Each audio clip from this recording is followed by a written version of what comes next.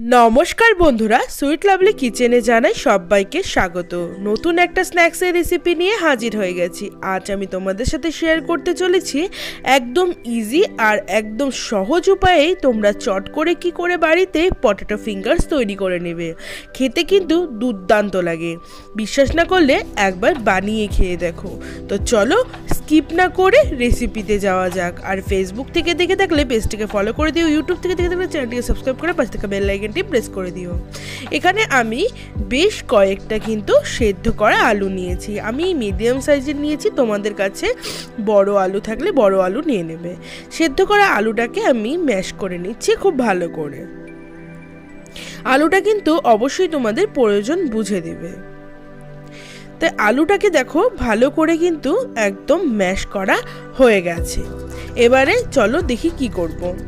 এখানে আমি আলুটার মধ্যে দিয়ে দিচ্ছি পরিমাণ বুঝে নুন, দিয়ে দিলাম জিরে গুঁড়ো, কাশ্মীরি রেড চিলি পাউডার, ধনে গুঁড়ো, আর দিয়ে দিচ্ছি ম্যাগি মশলা, তোমাদের ঘরে না থাকলে স্কিপ করতে পারো।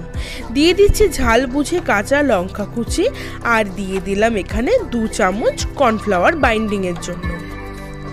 এবারে খুব ভালো করে সমস্ত উপকরণটাকে কিন্তু মেখে নিতে হবে। তো চলো মেখে একটা আটার ডোয়ের মতো তৈরি করে নেওয়া যাক। মাখা হয়ে গেছে, দেখতেই পাচ্ছ একদম আটার ডোর মতো হয়ে গেছে। এবারে আমি হাত দিয়ে চেপে চেপে এই থালাটার মধ্যে একটু গোল করে নিচ্ছি। বেশি পাতলা করবে না, একটু মোটা রেখেই কিন্তু এটাকে চেপে রুটির মতো করে নেবে। তো দেখো এইরকম পর্যায়ে করে নিয়েছি। এবারে আমি একটা চাকু দিয়ে লম্বা লম্বা করে কেটে নিচ্ছি। সত্যি বলছি বন্ধুরা, সন্ধেবেলা না এটা একবার ট্রাই করে দেখো, দারুণ লাগবে খেতে। আর চায়ের আড্ডাটা কিন্তু জাস্ট জমে যাবে। বাড়িতেও জন্য কোনো গেস্ট আসে তাহলেও করে খাওয়াতে পারো, বুঝতেই পারবে না এটা কি দিয়ে তৈরি। তো কাটা হয়ে গেছে, এবার আমি এইভাবে হালকা করে তুলে নিচ্ছি। এবারে হাত দিয়ে আমি 2 হাতে একটু গোল করে এই রকম ফিঙ্গারের আকারে নিয়ে নেব। তো দেখো একটা তৈরি হয়ে গেছে। আমি তোমাদের একই রকম প্রসেসে আরেকটা তৈরি করে দেখাচ্ছি তোমাদের সুবিধার জন্য। তো এইরকম ভাবেই 2 হাতে ঘষে কিন্তু একটা ফিঙ্গারের মতো করে নিয়ে সবগুলো তৈরি করে নিচ্ছি। তো বন্ধুরা দেখো এক এক করে সবগুলো কিন্তু আমার এই ফিঙ্গারের শেপে নেওয়া হয়ে গেছে। এবার কিছুই না, জাস্ট এটাগুলো ফ্রাই করতে হবে। তো চলো ফ্রাই করে নিই। এখানে কড়াই বসিয়ে দিয়েছি, আর কড়াইতে আমি দিয়ে দিয়েছি সাদা তেল। সাদা তেলটাকে এবার একটু গরম হতে দেব। সাদা তেলটা গরম হয়ে গেছে, এবারে আমি পটেটো ফিঙ্গারগুলো কড়াইতে দিয়ে দিচ্ছি।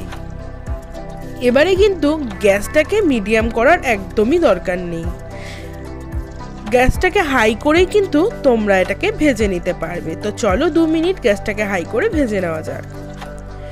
2 মিনিট হয়ে গেছে। 2 মিনিট হয়ে গেলে দেখবে একটু ফুলে ফুলে যাচ্ছে। যখন ফুলে ফুলে যাবে তখন কিন্তু এটাকে উল্টে পাল্টে নিতে হবে। এইভাবে উল্টে পাল্টে নিয়ে অপর পাশটাকেও 2 থেকে 3 মিনিট কড়া করে ভেজে নিতে হবে। তো দেখো আমি ভালো করে ভেজে নিচ্ছি, একদমই কিন্তু ভেঙে যাবে না, আর খুব ক্রাঞ্চি হবে খেতে। তো বন্ধুরা দেখতেই পাচ্ছ একদম কড়া করে ভাজা আমার হয়ে গেছে, একটাও ভেঙেও যায়নি। এবারে আমি তেল ছেঁকে নামিয়ে নিচ্ছি। তো বন্ধুরা আমি এটাকে টমেটো সসের সাথে পরিবেশন করেছি। তোমরা তোমাদের মতো ইচ্ছে মতো সস দিয়ে কিন্তু এটাকে পরিবেশন করতে পারো। সত্যি বলছি প্রথমবার ট্রাই করলাম, একবার আওয়াজটা দেখো, একদম মুচমুচে হয়েছিল আর খেতে অসম্ভব ভালো হয়েছিল। বাচ্চা থেকে বড় সবাই কিন্তু এটাকে পছন্দ করবে। তাই বারবার বলছি একবার বাড়িতে ট্রাই করো। কমেন্ট সেকশনে জানাও কেমন লাগলো, বন্ধু বান্ধবদের কাছে শেয়ার করে দিও। আজকের জন্য টাটা, দেখা হচ্ছে নেক্সট ভিডিওতে। ততক্ষণের জন্য ভালো থেকো, সুস্থ থেকো সবাইকে আমার তরফ থেকে আবারও একবার টাটা।